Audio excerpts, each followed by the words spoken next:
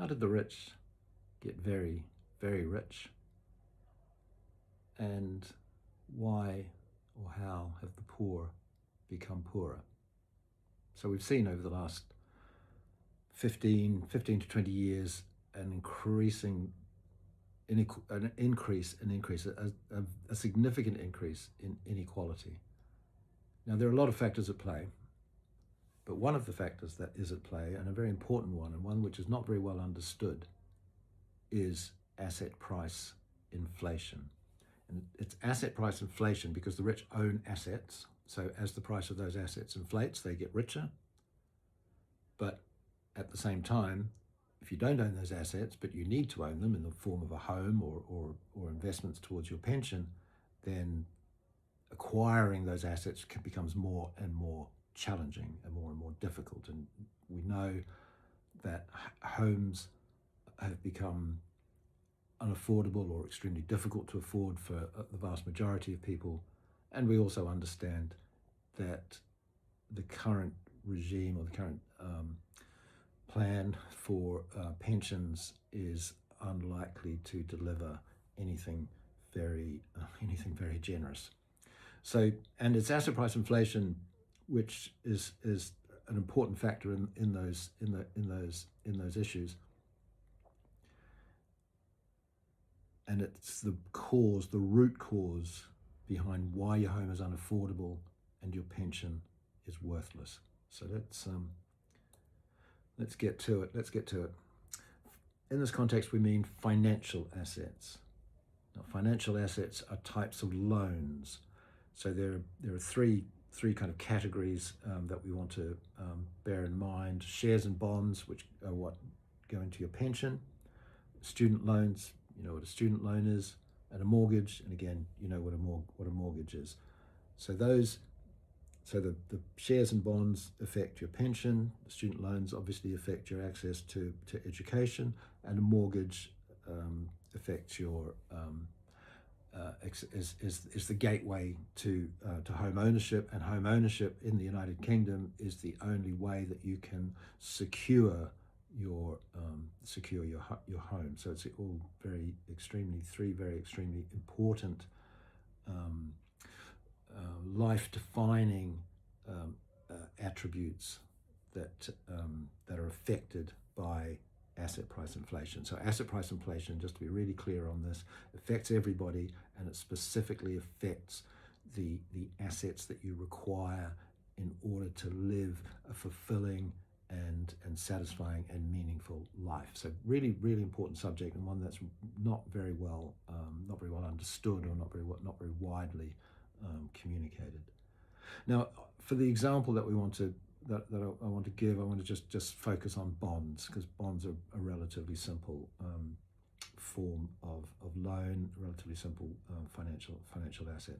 So here's a bond that has a nominal value of £100. So a company or a government issues the bond. In order for you buy the bond, so the government or the company then has the money that you give it in return for the bond, and it spends that money on whatever it wants to, whatever it needs to spend it on.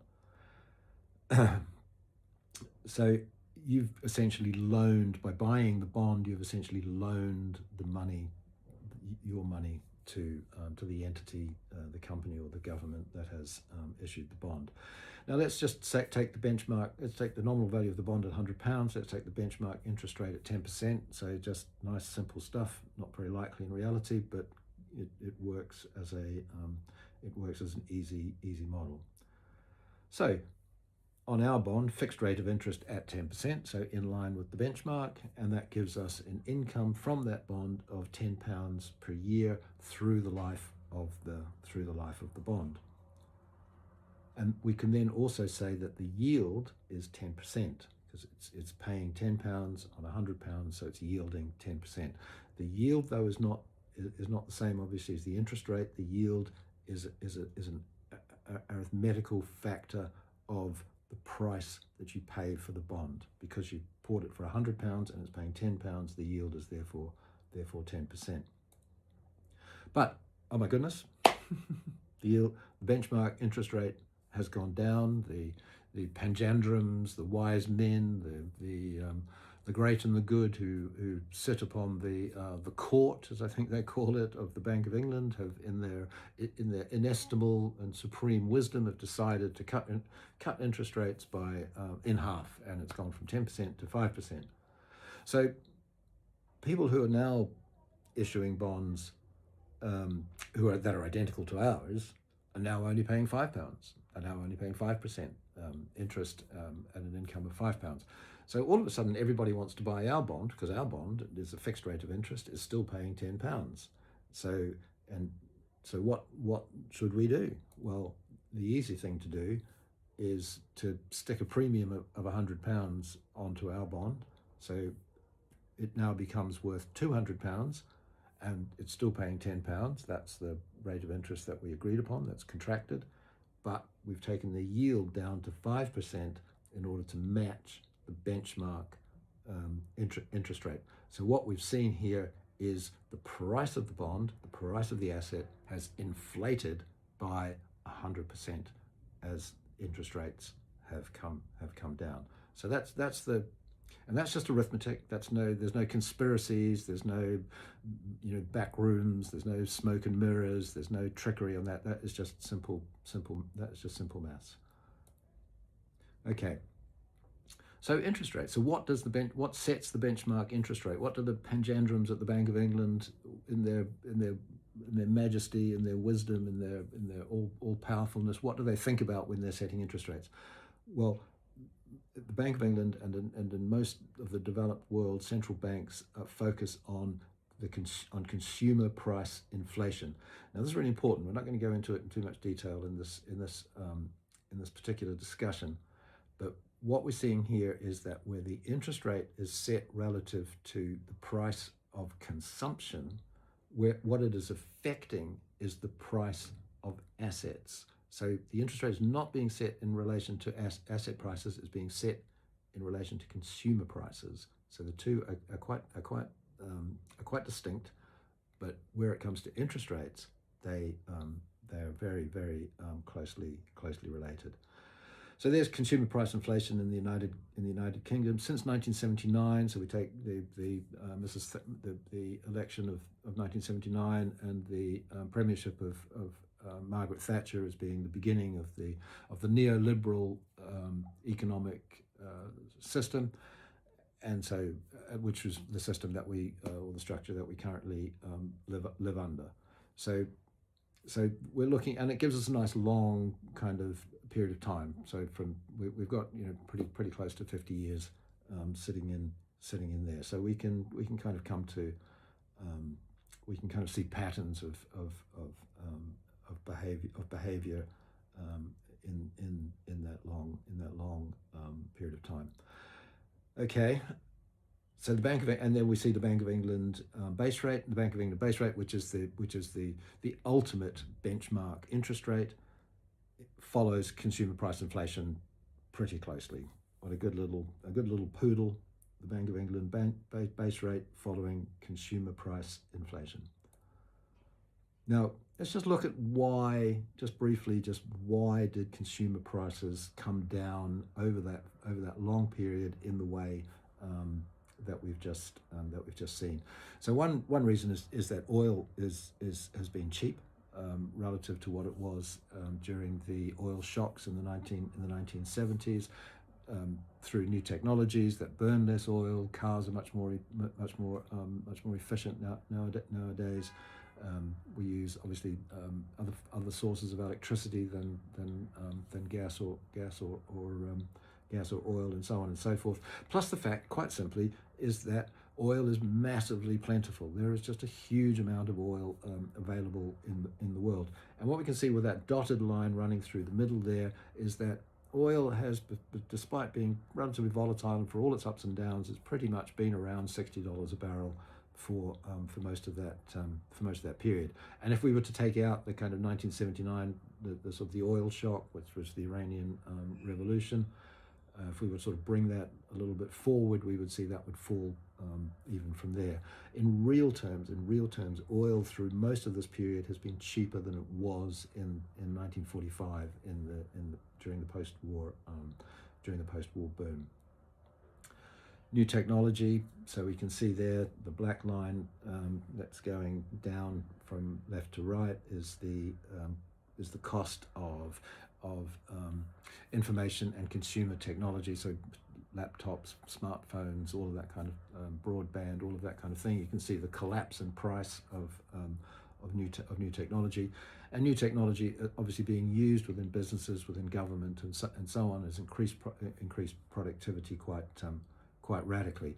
Do just though take note of the on the red line, the productivity from about around 2009 it starts to level out, and that's going to be an important observation a little bit later in our discussion. And then finally, the other sort of big trend has been the influx of cheap goods from China. We've kind of outsourced production and insourced consumption, with the result that we now have this flood of relatively cheap goods, and of course it's not just from China. It's from Mexico, from Vietnam, from India, and so on. But China kind of gives us a flavor, a sense of how strong that movement of globalization has been. Now, through this period, and this is again something which we need to that we need to be aware of, is that incomes have outpaced inflation. So there was a kind of feel-good factor. Is that prices have been inflation didn't disappear entirely, except for some relatively specific periods after the GFC, but incomes were pretty much ahead of inflation. So people felt pretty good. And a lot of things, such as new technology, so computers and phones and all of that kind of thing, broadband, things that people wanted, those prices came down.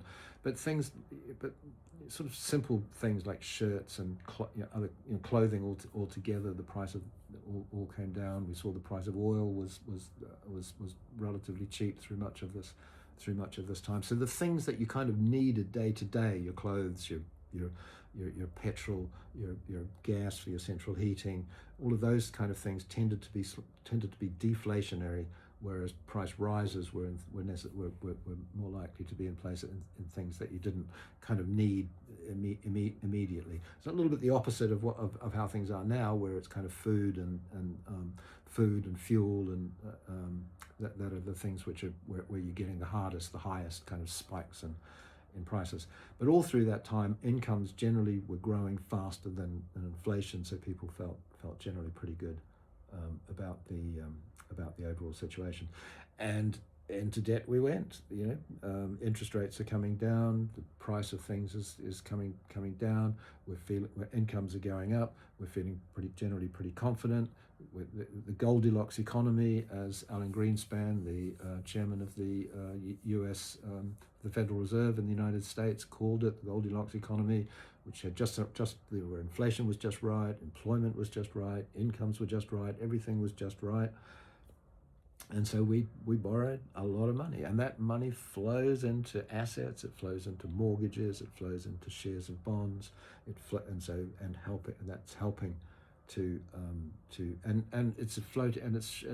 it's flowing into consumption, which again is helping to raise the value of the companies that manufacture, that transport, that service, that consumption. So that's going into the increasing asset prices.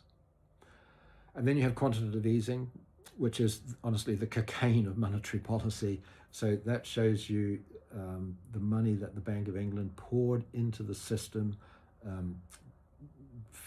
initially as a response to the global financial crisis, then as a further response to the European sovereign debt crisis, and then finally to deal with COVID. And you can see this is almost at its peak, £1 trillion in the system, that the Bank of England has money that Bank of England has created and pushed into the system to kind of keep the economy propped up. But that has gone just directly into shares, bonds, mortgages, and so has a hugely inflationary effect on those assets. And that was purposeful. The bank wanted to was there to pay a premium. It was there to buy assets at an inflated price in order to maintain confidence, and to provide the means and the wherewithal for companies to borrow and to maintain their existing debts. But it's just money. It's paraffin. It's jet fuel, just being blasted into the economy, and up it all goes. And you can see it. It just looks like a line of cocaine, doesn't it? I think it looks like a line of cocaine. If I was going to have a line of cocaine, I'd make it look like that. And the economy grew. It grew and grew and grew. Look at it. So now we see as the Bank of England base rate on the black line going down, we now see the gross domestic product going up and up and up. Up it goes. Fantastic. So incomes are going up, the economy is growing, interest rates are coming down, debt is cheap, there's money everywhere. People are just generally feeling that this is a success. Neoliberalism is a success. Thatcherism is a success. Free markets are a success. Now look at this. Just look at that. Just look at that. So GDP, it's on the same scale. The GDP, I think, pretty much doubled between 1979 and whenever this ends, 2025, so last year. The scale is the same, but now look what house prices have done. It just flattens the GDP line completely, and you have the house price, whereas GDP has doubled, house prices have gone up 9, 10, 11, 12, 13, 14 times. They have just and this is because of the money that's flowed in, made available. Mortgages become more available. Money has become available to finance those mortgages. So, and the housing market is relatively illiquid. You can't just build as successive governments have found. It's hard to build 100,000 new homes in a year. Never mind a million, which is and because mainly due to immigration, the population was rising quite significantly through these years. But look at this one, kapow, and there is the stock market. And this is represented by the FTSE 350. So these are the 350 largest companies listed on the London Stock Exchange.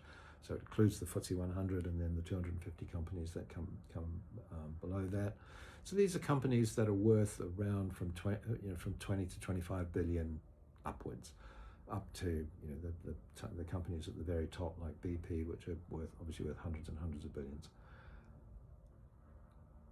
Although this is an extremely liquid market, and so it can absorb that money immediately, and you can see that the boom in the stock market has just accelerated beyond the comprehension of mortal humankind. Okay, so let's bring this back and show what has been the effect on households, on the general population. So this is household wealth, overall household wealth in trillions of pounds over that period, and you can see the line pretty much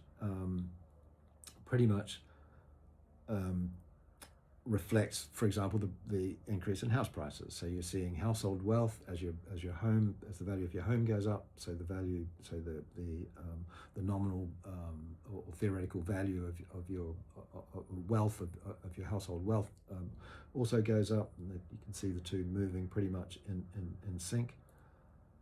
And then we come back to the stock market. The stock market again, we get the same. It's the same line: housing, household wealth, stock market. It's all the same. It's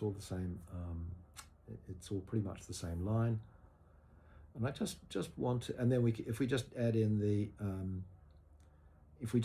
quantitative easing there, and the reason to bring the quantitative easing, the QE, back in at this point is just to, if you remember the the productivity line. Remember how the productivity line flattened out from around 2015, 2016, right through COVID, obviously, and into the current time. But the stock market, house prices, household wealth continue to rise and rise and rise, and that is the effect of QE. And if you think about, if you look at the increase in house prices, or the increase in the value of shares on the share market, COVID, when the economy contracted by like 10%, like a huge seismic breakdown of the economy, and yet the stock market, there's a break there. It falls, but then it's straight back up again. Houses don't miss a beat. They continue to get more and more expensive, and the reason for that is QE. That QE really takes over from, as it were, from private sector economic activity. So the Bank of England is consciously, determinedly intervening in the economy with huge amounts of money, and those huge amounts of money are sustaining the value of assets which belong predominantly to people in the wealthier deciles and of the population. Now, I'm going to just demonstrate that a little more in just a moment. But just before we do, if we just look at incomes to house prices, and we can see there that incomes, although they did rise, they didn't rise anywhere near to the extent that shares rose or house prices rose. So if you're working, and that's your wealth, as it were, your job is, the asset that you have, or you're entitled to welfare, and that's the asset that you have, then you're not getting anything like the kickback or the inflation of your wealth that is going towards people who do own homes and who own shares and bonds and so on. So people who own assets are the people who are really benefiting from this whole situation. Now, the black line that we've had there, looking at, that's all households. That includes people who don't own assets, who've also, as incomes have risen, have also done, got something out of it. But really, if we look at the top 5%, we can see that the top 5% have got way more out of it than the average household. And if we were to, just for a bit of fun now, we could go on. We could look at the top 1%, the top 0.1%, and every time the lines would get steeper and steeper and further away, and we would see that inequality in real time. We would see how the rich were getting richer and richer, while everybody else lagged behind.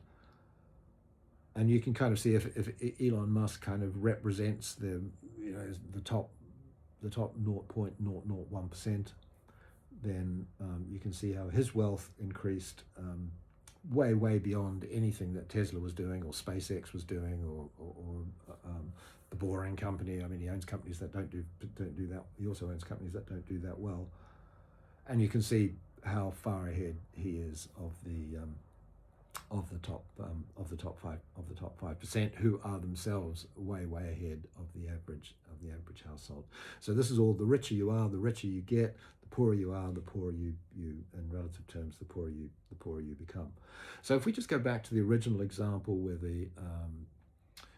we doubled the price of the bond, so the asset owner, the person who owned that bond, that doubled their wealth as the interest rates came down. The effect on your pension, it halves the value of your contributions, because now, whereas before the rates came down, you were getting £10 of income for £100. Now you're having to pay £200 for the same £10 of income. So as the share market goes up, it might make you feel good, it might be fun, it might be frothy, but it's making, every time it goes up, it makes saving for your pension more and more challenging, and your ultimate pension more and more likely to be worth less than it would have been. And then the effect on property values, again, more affordable mortgages, but because the housing stock is so illiquid, the real effect is just to push up price, is really just to, it doesn't make homes more accessible, quite the opposite.